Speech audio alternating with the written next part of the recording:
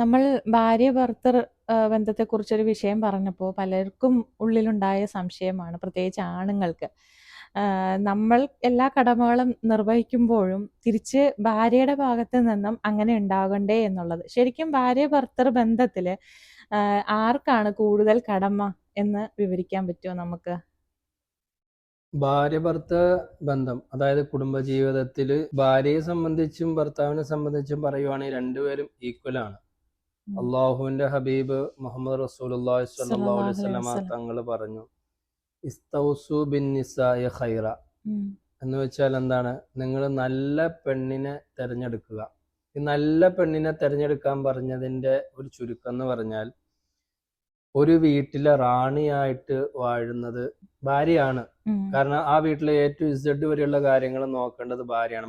എന്തൊക്കെ ജോലികളുണ്ടോ ഇതെല്ലാം ഇതിന്റെ ഉത്തരവാദിത്തം കൂടുതൽ വരുന്നത് ഭാര്യയുടെ ചുമലിലായിരിക്കാം.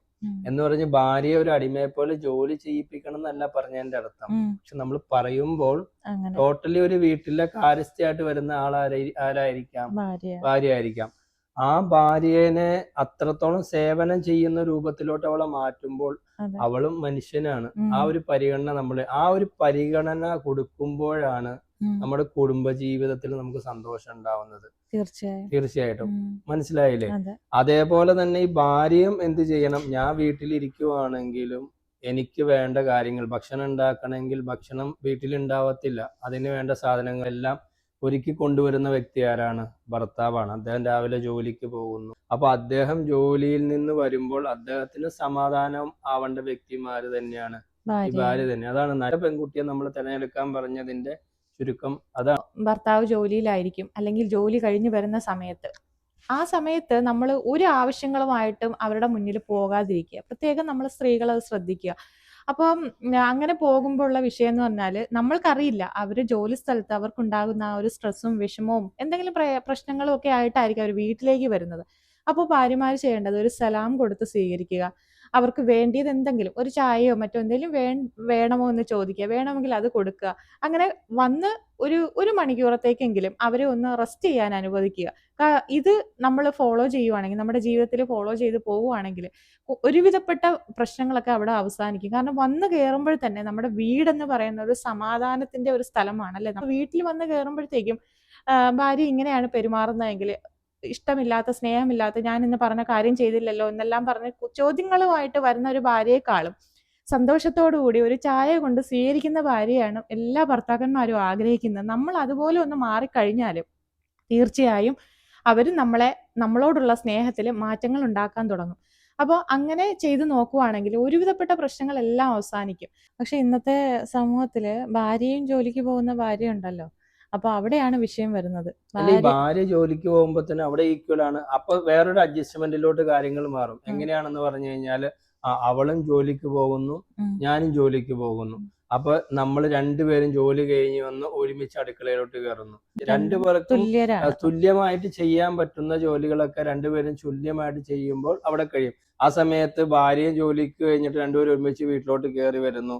ഭർത്താവ് അവിടെ സോഫയിൽ ഇരിക്കുന്നു, ഭാര്യ ജോലി ഇടും. അത് ചെയ്യുന്നത് ശരിയല്ല. ഒരു ഭാര്യ കൂടുതലും വഴിപ്പെടേണ്ടത് ഭർത്താവിനായിട്ടാണെന്നാണ് ഞാൻ മനസ്സിലാക്കുന്നത്. എന്തുകൊണ്ടെന്ന് പറഞ്ഞാൽ ഇസ്ലാമിലും ഭർത്താവിന് നമ്മൾ കൂടുതൽ പരിഗണന കൊടുക്കണം. അത് വേറൊന്നും കൊണ്ടല്ല, ഭാര്യമാർക്ക് എന്തും സഹിക്കാനുള്ള കഴിവ് കൂടുതൽ സ്ത്രീകൾക്കാണ്. അപ്പോൾ അവർക്ക് അത്രത്തോളം അവർക്ക് സഹനശക്തി ഉണ്ട്. അപ്പോൾ ഏത് സാഹചര്യത്തിൽ, കാരണം എന്താണ്, അവള് പ്രസവിക്കുന്നുണ്ട്. പ്രസവം എന്ന് പറഞ്ഞാല് പ്രസവവേദന മരണവേദനയോട് അടുത്ത വേദനയാണ്. ആ വേദനയിലും വലിയ വേദന പിന്നെ ജീവിച്ചിരിക്കുമ്പോൾ അവൾക്ക് വേറെ കിട്ടുന്നില്ല.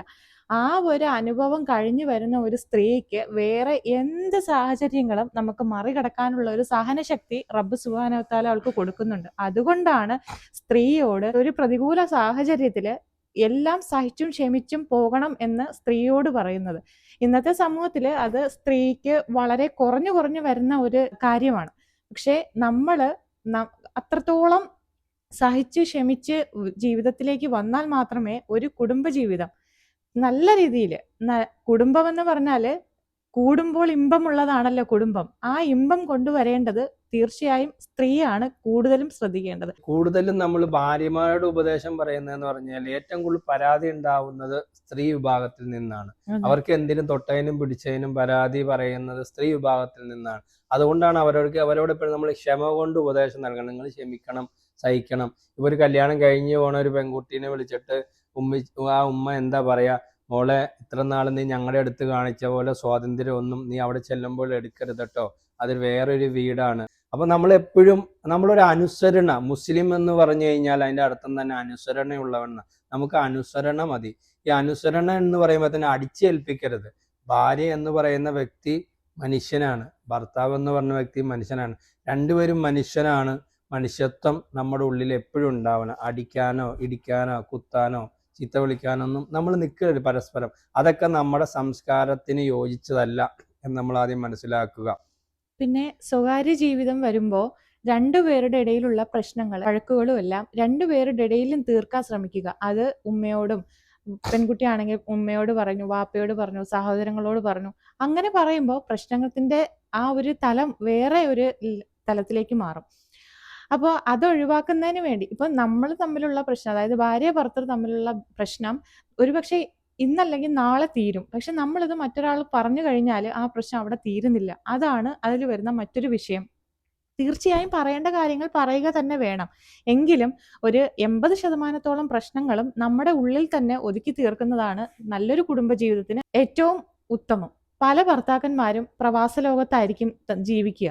നാട്ടിലേക്ക് അയച്ചു കൊടുക്കുന്ന കാശിന്റെ ഒരു കണക്കെന്ന് പറയുമ്പോഴത്തേക്കും ഭാര്യ ആർഭാടമായിട്ട് ഇങ്ങനെ ജീവിച്ച് ആ പൈസ എല്ലാം നഷ്ടപ്പെടുത്തി ഭർത്താവിനെ കുറച്ച് കടത്തിലേക്കൊക്കെ കൊണ്ടുപോകുന്നതിനേക്കാളും ഭർത്താവ് അയച്ചു കൊടുക്കുന്ന പൈസയിൽ നിന്നും എന്ത് ചെയ്യുക, കുറച്ച് 1% അവളൊന്ന് സൂക്ഷിക്കാൻ ശ്രമിക്കുക. പെൺകുട്ടികൾക്ക് ഒന്ന് സൂക്ഷ്മത ഉണ്ടാക്കുക ആ കൊടുക്കുന്ന കാശിന്.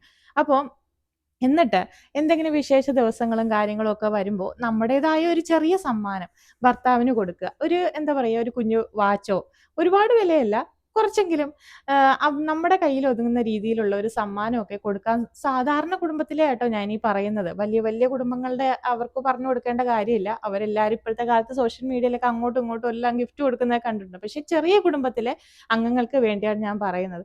ഒരു സൂക്ഷ്മത ഭാര്യ നിലനിർത്തുക.